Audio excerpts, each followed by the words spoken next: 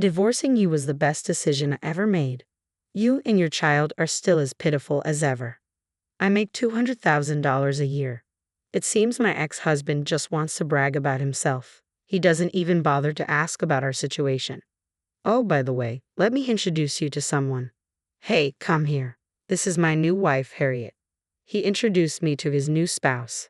What on earth is he thinking? Oh, that's it. Are we done here? Well then, bye-bye. Wait a minute. As I try to leave, my ex-husband blocks my path again. Hey, are you just jealous because we look happy? Just because you're poor doesn't mean you have to be so twisted. You'll end up even more miserable, you know. My ex-husband assumes I'm unhappy. I'm past being angry and now just feel disgusted.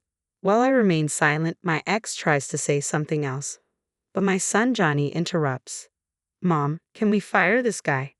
Ha, my name is Lisa, and I'm now 42 years old. I married George, my coworker at the same company, when I was 26. I continued to work after we were married, but quit when I became pregnant. Later, our son Johnny was born. Now that my son has turned 7 and started elementary school, parenting has settled down a bit. I thought it might be time to start working outside the home again, so I talked to my husband about it. He agreed right away, seemingly waiting for me to suggest it. Certainly, he probably thinks it would help our household budget if I started working, but he's been rushing me about it. Have you found something yet? Not yet. I'm looking carefully. Just find something. He seems to want me to work no matter what, and when I say I'm looking for a part-time job, he suggests, if you're gonna work, why not full-time? If it seems too much, it doesn't have to be 5 days a week. How about 3 days, 8 hours each? Johnny's not completely hands-off just because he's in elementary school. He comes home early, you know, but my husband insists. Johnny can go to after-school programs. Full-time, 5 days a week would be best. He keeps recommending. He seems to want me to work long hours. I can't complain since I was the one who said I wanted to work, but I haven't worked in years, so I'm nervous. Ultimately, I'd like to get used to it gradually, even if I do work full-time. I feel bad quitting if I find it too hard after trying. Deciding to work part-time, around 20 hours a week, seemed like a reasonable compromise. Initially, my husband insisted full-time would be better for our finances, but he reluctantly agreed when I explained I'd consider it later if necessary.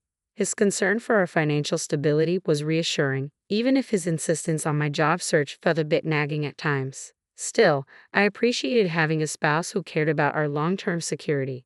However, my perception would soon be shattered. A few months into my part-time job, a message buzzed on my phone from a familiar name, my former colleague and current coworker of my husband's. Curious, I opened it and instantly regretted it. What? What is this supposed to mean? This can't be real. It's been a while. I saw your husband recently being very friendly with another woman. I thought you should know. The message revealed shocking details of my husband's affair, complete with incriminating photos. I was shaken to the core. The man in the pictures was unmistakably my husband, arm in arm with a stranger. Even if she had been someone I knew, their closeness was entirely inappropriate. As I struggled to comprehend the photos, another message arrived. This woman happens to be the daughter of our division manager, also employed at our company. It's disgraceful, isn't it? Everyone seems to know. It was clear my colleague relished sharing this gossip, but I thanked her and closed the messaging app, unable to process the betrayal. I had never imagined my husband capable of cheating, but suddenly, his insistence on my working long hours, even before our childcare arrangements were settled, took on a chilling new meaning. It seemed he had been creating opportunities for himself while pushing me away. Today, he was supposedly on an overnight business trip, but I suspected it was just an excuse to spend time with his mistress. When my husband returned home the next day, I couldn't hold back. What is all this? I demanded, showing him the incriminating photo. My husband seemed momentarily surprised but quickly regained his composure, responding defiantly, well, if you know, then there's no point hiding it. That's exactly what it looks like. I was taken aback. I had expected excuses, not such blunt admission. She's the division manager's daughter, right? Her family's destined to rise in the company. Can't you see the benefits for me? Marrying her guarantees my promotion. Plus, she's younger and prettier than you. His words hit me like a blow. I had hoped for remorse, perhaps an apology that might make me reconsider for Johnny's sake. Instead, he showed no remorse, even comparing me unfavorably to his mistress. Was this truly the man I had married? Disappointed and silent, I listened as he continued. Anyway, I think we should divorce. Sooner than planned, but it's for the best. I was going to tell you eventually, so this works out. And so we divorced. After hearing his words, there was no pretending I could continue. It was better for my sanity to swiftly settle child support, divide our property, and finalize the divorce. He agreed to the child support amount I requested and practically handed over our assets. Naturally, I gained custody of Johnny. He was set on marrying the division manager's daughter, seemingly believing money was no issue. As he left our home, he left me with parting words. Good luck managing on a single income. You won't get wealthy that way. Unlike you, I'm stepping up to the rich league. The division manager's family has money. We probably won't cross paths again, so make do at the bottom. Those words were unimaginable from a man who had his own child. I felt a deep relief to be rid of him. Yet, while my mind settled, daily life remained a struggle. Despite receiving child support and property, savings were scant, necessitating a shift to full-time work. Sadly, I had to quit my part-time job. Johnny, though I felt guilty, would need to manage more on his own after elementary school. Adjusting to full-time work amid new challenges, I returned home to a heap of chores. Life had turned upside down.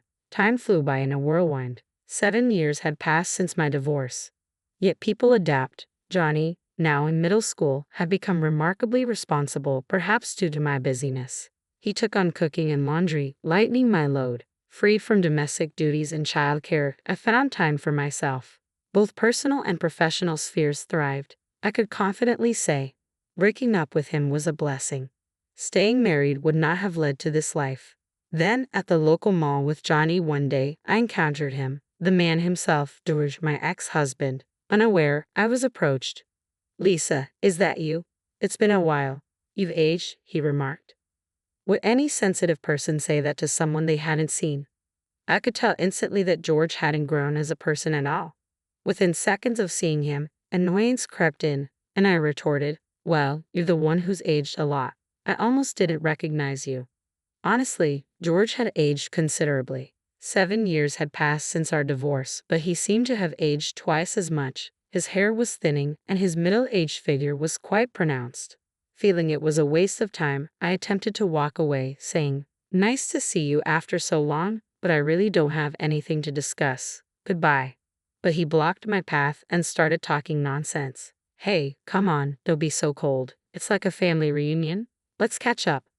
I had no interest in hearing about his life. If there was one thing that bothered me, it was that he had stopped paying child support a few years after our divorce. Child support wasn't just my right, but Johnny's right. It irritated me that he could speak so nonchalantly in front of Johnny, who was owed that money. George seemed oblivious to my mood. He continued to prattle on about his recent life, which I had no desire to hear. After our divorce, I remarried. I married the daughter of the manager who was in that picture with me. He's not just a manager anymore, he's an executive now, and I got promoted to manager myself. Things are definitely looking up for me. Honestly, I couldn't care less about George's promotions. It had nothing to do with me, and I felt no envy. All I could think was, why boast about not paying child support even after getting promoted? It seemed incredibly petty for a man in his position not to fulfill such a basic responsibility. To my dismay, George continued to boast. "Divorcing you was the right choice. You, your son, still look poor. I make $200,000 a year." It became clear George was only interested in flaunting his success. He didn't even attempt to ask about our lives. Most parents would be curious about their child's well-being, but he ignored Johnny, standing right in front of him. He truly was a terrible father. "Oh, by the way, let me introduce you." George waved over a woman browsing clothes nearby. She approached, and I recognized her instantly. I had seen her in pictures before, George's new wife, Harriet. "Meet my wife, Harriet. Quite an upgrade from you, don't you think?" He introduced her with a smirk. What was he thinking? This woman had been involved with him while we were married. Though I was relieved we were no longer together, I had been deeply hurt and resentful at the time. I held no positive feelings towards her. You'd think George, though not the brightest, would understand this, but he seemed oblivious. He must truly look down on us, lacking even basic sensitivity. "Is that all?" I don't have time for this. Goodbye, I said tersely, feeling thoroughly uncomfortable. I didn't even spare a glance at Harriet, let alone greet her. Just a moment, George blocked my path again as I tried to leave. There's no need for bitterness. Are you jealous because we're happy? It's not just financial poverty, it's bitterness that makes you truly miserable. George arbitrarily decided I was unhappy.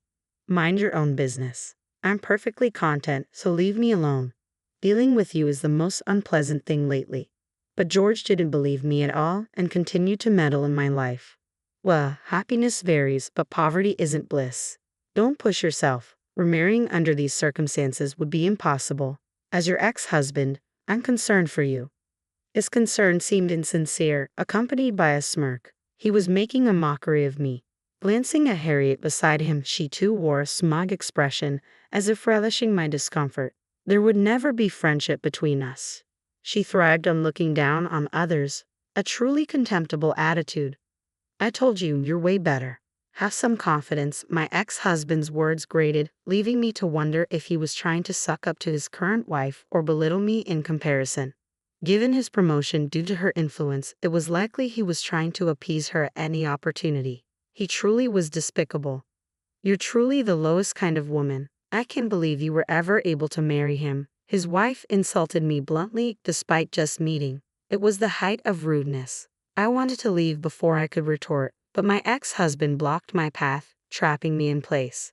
Just so you know, we're still madly in love, so don't even think about us getting back together. It's not happening, my ex-husband deluded himself aloud. Even after 7 years since our divorce due to his affair, he still thought I held some attachment to him. His delusions left me speechless. He seemed convinced of his own fantasies. Hey, too stunned to say anything.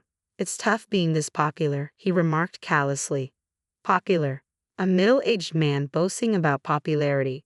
My anger gave way to disgust. Before I could respond, Johnny cut in abruptly. Mom, can you fire this guy? Ha! My ex-husband was dumbfounded by Johnny's unexpected remark. It seemed Johnny was furious, addressing him as this guy rather than Dad. Well, whatever. What's that supposed to mean?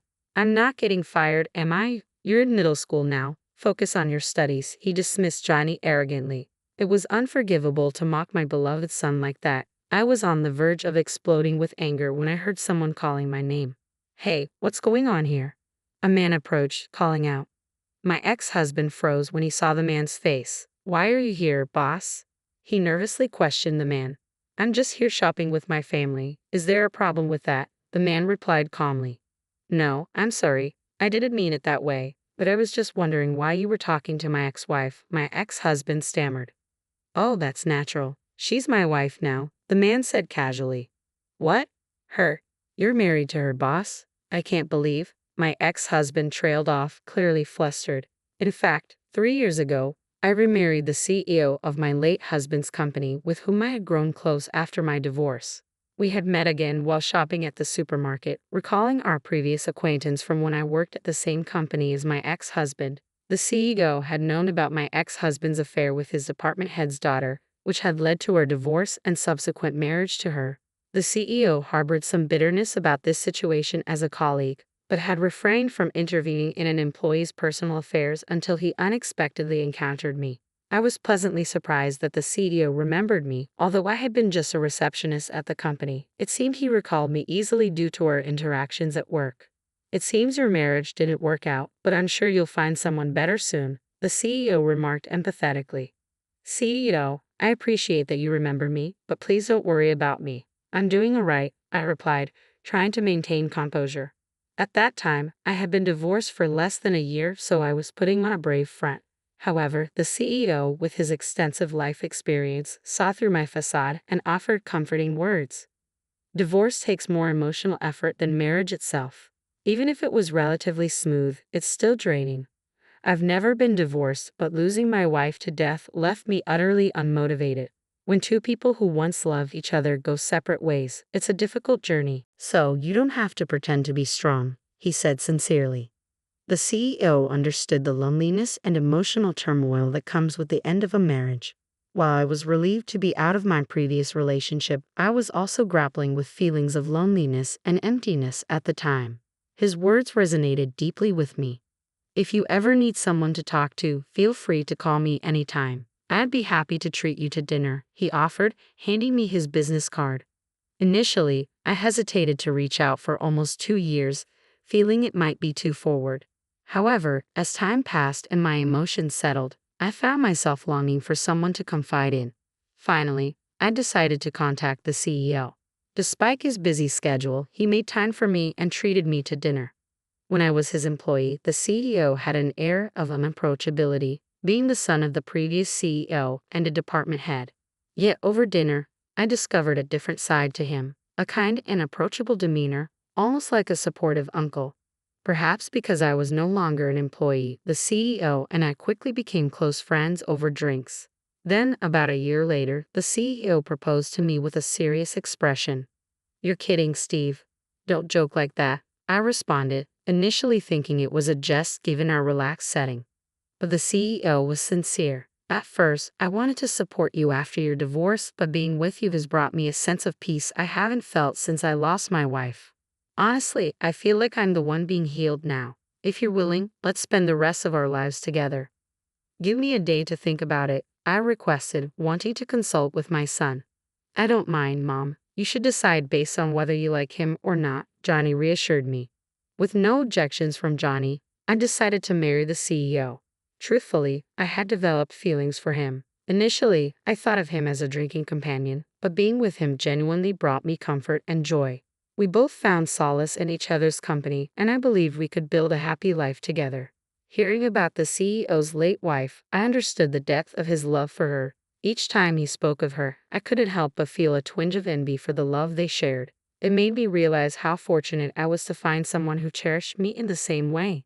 And so, we became happily married. The CEO showered Johnny with love and affection, treating him as his own. Perhaps because he had no children from his previous marriage, their bond grew deep, resembling that of a biological father and son. I finally found the happiness I had yearned for, just as I had confidently told my ex-husband.